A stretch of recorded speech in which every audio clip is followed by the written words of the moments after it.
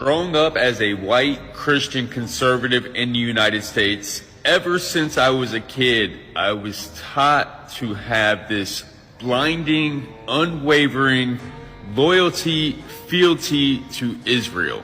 I was conditioned to believe that Israel was the promised land and the Israelis were God's chosen people, and all the Arabs surrounding Israel just wanted to annihilate them and wipe them completely off the map.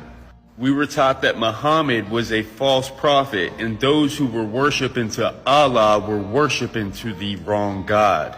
And we were taught that we were supposed to pledge allegiance to the United States, support the American military and their endeavors all across the world, but especially in the Middle East, and their support for Israel. We were supposed to back that no matter what.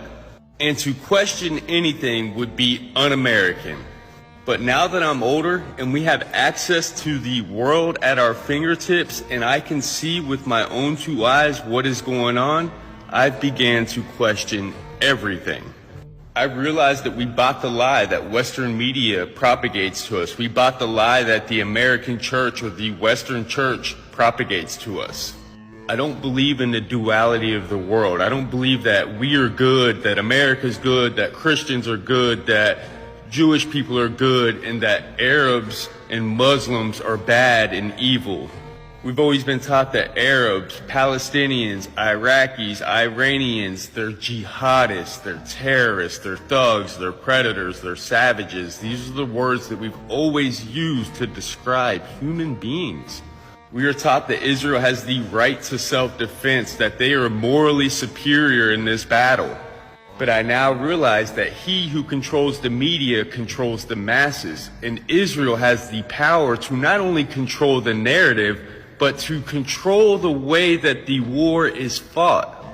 We are taught that this war started from a Hamas terrorist attack on October 7th, but in reality, this war started 75 years ago, with the start of the ethnic cleansing of the Palestinian people and the stealing of their land.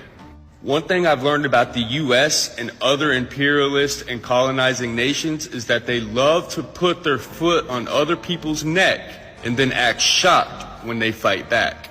Any nation that tries to employ a system other than the United States capitalistic system, we will automatically cut them off, sanction them, put our foot on their neck, don't give them access to the U.S. economy and the rest of the world, and then we will look at them and say, ha, look, they failed. That doesn't work. Their system doesn't work.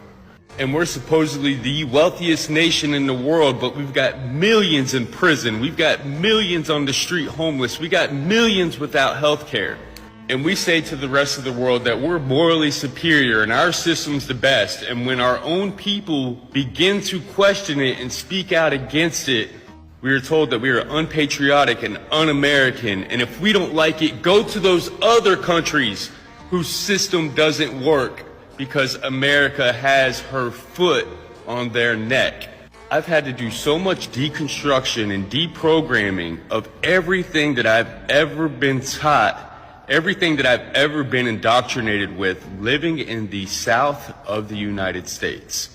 We love to say that we are all human. We claim that all lives matter, yet we're still supporting the bombing of innocent civilians. I've said it since day one, and I'll say it again. I will always stand on the side of the oppressed and free Palestine.